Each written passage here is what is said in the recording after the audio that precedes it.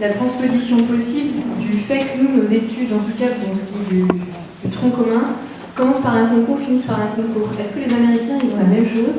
Est-ce qu'ils ont la même uniformité entre les universités? Parce que moi, j'ai l'impression que ça nous coince un peu dans cette transposition-là qui est proposée. Enfin, voilà, moi, je suis un peu... Je ne voudrais pas démonter tout ce qui a été fait, parce que je trouve que c'est une super initiative et que c'est très intéressant. Mais je suis un peu sceptique à l'idée d'amener quelque chose qui tournerait autour de l'esprit critique et de la réflexion, a fortiori en première année où il y a un concours et où à la fin, de toute façon, on est supposé être sanctionné sur quelque chose d'objectif, même si je ne sais pas si ça existe, enfin, et où on va devoir être classé pour dire lesquels qui vont un jour prétendre au titre de docteur en médecine. Et en même temps, quand on regarde la proposition qui est faite là, il y a quand même une grosse partie qui est renvoyée à ça, qui est renvoyée à la première année. Moi, je m'interroge sur la question de est-ce que c'est pas à chaque fois qu'on parle de thérapeutique, donc est-ce que c'est pas dans chaque cours, chaque discipline qui en fait va conditionner la prescription, parce qu'en fait l'influence elle conditionne la prescription, c'est à ça qu'elle vise.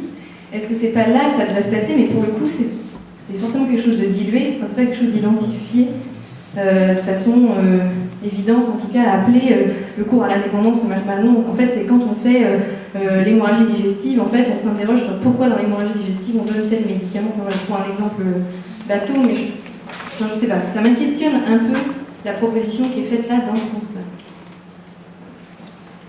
Je réponds directement. En fait, je pense qu'il faut qu'on le reprenne ce tableau parce qu'à chaque fois il est mal compris. En fait, disons que moi je suis là, ce que j'ai fait, c'est par rapport au programme tel qu'il est fait, c'est-à-dire peut-être si un prof voulait faire quelque chose par rapport au programme qu'il a, s'il veut respecter le truc, il sait que dans ces modules-là, il peut faire quelque chose, en gros. Mais ça montre justement que, j'ai un petit paragraphe après le tableau qui dit, ce que ça montre vraiment surtout, c'est que c'est complètement inadapté. Enfin, que le programme actuel qui est en fait, ça ne marche pas. Enfin, c'est plutôt ça que ça veut faire apparaître que, en fait, c'est ça qu'il faudrait faire. Et donc le tableau n'est pas clair, en fait. Voilà, donc c'est un tableau piège, on va le refaire, on va y repasser. Et sinon, par rapport à ce que tu dis, tout à fait, le système français, c'est vraiment un grand problème qui est comment ça s'appelle, ces concours. Ça me rappelle une discussion que j'avais avec Philippe Eben en entretien, qui, quand il a été employé de Necker, il est arrivé, il a dit « Ah, il y a un concours à l'entrée, il y a un concours à la sortie, je ne ferai rien au niveau de la formation, ça ne sert à rien, donc je vais me passer à la recherche. » Et il m'a dit « Maintenant, il disait, bon, il dit ça comme ça, il disait, ah oui, et pour lui, c'était foutu, quoi. » Mais c'est vrai que par exemple au colloque du COGSEM, donc le collège d'enseignants en sciences humaines et sociales en médecine, qui a eu lieu à Lyon l'année dernière, il y avait une responsable de l'université au Canada qui nous expliquait comment ça se passait. Justement, il n'y avait pas de concours, il n'y avait pas cette pression de compétition, il y avait quelque chose de voilà. Et c'est vrai que ça fait rêver. On dit que le climat serait complètement différent et que ça ferait autre chose. Après, par contre, c'est dans les facs, elle nous expliquait qu'il y avait dès la première année 200 étudiants, je crois. C'est-à-dire que il y avait cette question d'égalité qui revenait. Donc ça, c'est justement des questions vraiment de valeur, de priorité qui se discutent toujours. Et sinon, par contre, je pense qu'au niveau du contexte actuel, en France, même si on a ces concours qui sont hyper normatifs et hyper, en gros, on apprend à être le métier d'étudiant. David Saint-Marc l'a bien dit dans son livre. En gros, on apprend à faire son métier d'étudiant et à la fac, on apprend à bien arriver à avoir son diplôme. C'est ça. Donc, c'est complètement antinomique avec l'esprit critique, etc.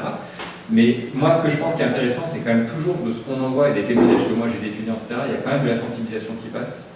Il y a quand même des choses qui arrivent. Même en première année, par exemple, en sciences humaines et sociales, c'est très antinomique les résultats que j'ai. Il y a des gens qui disent « Je n'ai absolument pas vu ce qui se passait parce que moi je suis dans mon concours ».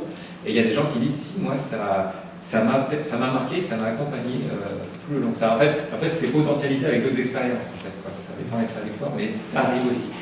Et moi, ce que je pense, c'est qu'on arrivera, si on va avoir l'objectif de vraiment que les étudiants et les professionnels soient des personnes vraiment autonomes dans leur pratique, etc., ça, oui, dans le contexte actuel structuré, ça va être très dur. Par contre, je pense qu'on peut au moins faire bouger le curseur de la norme. C'est-à-dire, c'est ce que disait Pierre Chirac entre les cyniques, les naïfs,